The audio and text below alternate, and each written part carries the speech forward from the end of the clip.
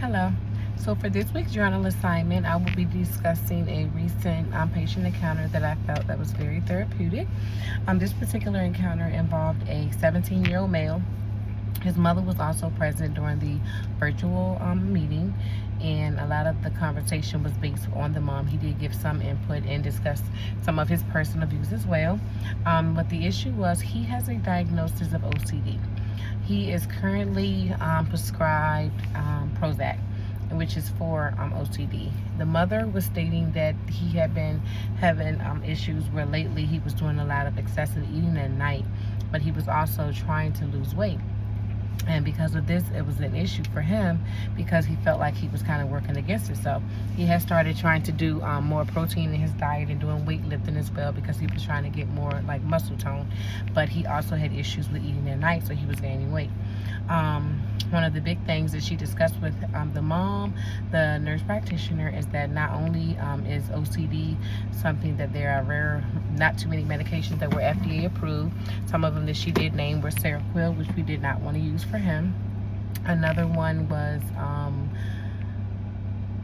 the Prozac that he was already taking, and the Wellbutrin is something that the doctor said that he could use because this particular medication would help with cutting back on his appetite while also helping with the OCD and some of the anxiety that he had been having. So what she did, she told her they wanted him to continue with the dose of Prozac that he was getting. She didn't want to bump him up more. He was on 40 milligrams. She didn't want to bump him up to 60 because at his age, she didn't want to give him like the dose that would tap him out for his age. So instead, what she did was she added Wellbutrin to his medication regimen as well as naproxen. Naproxen is also a medication that is given for a lot of self-harm behaviors and a lot of OCD behaviors as well. And that was the reason why she did that.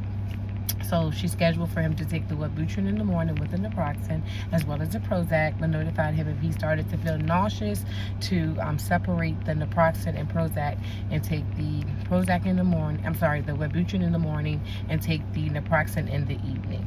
Says that would help with the nausea. But she also notified him that if he could tolerate the nausea, that would only probably last for a few days, to not change it because nausea a lot of times prevents us from eating as much. And because one of his goals was to lose weight, that would be something that would be work for him. Another thing that was discussed was that the different types of Wellbutrin that was available, and she was trying to determine whether she should do XL or SR. And because the patient does more eating during the night, she decided to stick with the XL because with the SR, sustained release, it would be out of his system by the nighttime and he would be able to eat. But because the XL would be tapered out throughout the day, he just had to take it at the same time in the morning, but the medication would still be working on him at night. And that would also help prevent him from eating so much at night because for some reason that's when he would.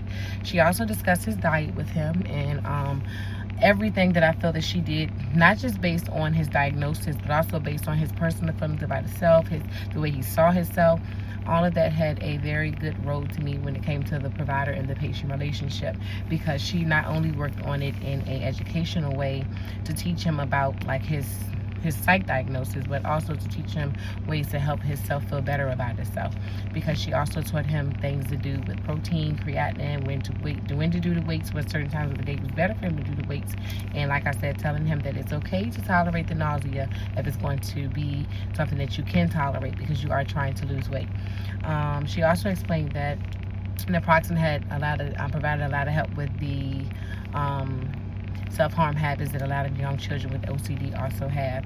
And the mom stated excuse me, that the most of what he did was like a lot of like biting his nails and picking at his nails. So she said even though that isn't anything urgent, that the naproxen could also help with that as well. When exploring my personal strengths, I felt like I didn't have any limitations with this particular scenario, but strength-wise, I would say just being able to discuss with the patient some of the things that he felt that he needed to do to make himself more comfortable with himself, and that was losing the weight. I did verbalize some of the different things that he could use outside of the medication, like maybe doing some type of exercises when he woke up in the morning, because of course education is significant as well with educating patients. When you're doing assessment with patients. So telling him different ways that he could work on his workout regimen and different foods that he could try to change up as well, because a lot of it I remember from nutrition, as well as working with the patients at my job and working with the nutritionist there. When the effect that the relationship had on the patient, I feel like the patient was very happy. He was very pleased. He was very excited that someone actually cared about him caring about his own weight. And I was happy myself, because a lot of times, you see a lot of young patients who do have eating disorders, and a lot of times their issue is they want to lose weight because they would do something to harm themselves. In this young man's case, he wanted to lose weight, but he wasn't starving himself. He still would eat. Even though he would eat too much at night, he did eat. So that was the benefits, to not have to worry about someone trying to actually starve themselves just to lose weight. My reflection on my learning and my insight was to always listen to your patient and understand your patient, because it's not just about what you're doing for them on a mental level, but you also have to worry about their personal feelings and emotions, because if they're not feeling good about themselves personally, a lot of times they won't even care about their mental health. So to me, that was the strength, her actually asking him, what is it that you want? What is it that you need? What do we need to do to make you feel better about yourself? And what can we do with your medication that's going to work for you, not only psychologically, but also emotionally and physically? And that's why I think she did an excellent job with that. I do plan to use everything that I've learned so far, as well as with this experience here in the future, when I do one day hope to open my own practice, because I do want to work with children. That is my goal, one day, to have a practice with adolescents in psychiatric care. And I do know from the experience that I've already had working with children, a lot of them do have eating disorders. A lot of them do have body dysmorphia, and they feel that they're ugly, even though they're not. They feel like they're skinny when they're big. They feel like they're big when they're skinny. So you just never know what you're going to get with adolescents, and communication is number one. You have to know how to communicate with them, and trust is also very important. And I feel like the way that he was talking to her, he was talking to her just like he would talk to like a regular child his age, another teen. So I could tell that she had built a good rapport with the patient, and that he was very comfortable with talking to her. And that's another reason why the psychiatric nurse practitioner role is so significant with the patient, and being able to connect with your patient so that you can help them physically, mentally, emotionally, in every way possible. And that's about it. Thank you.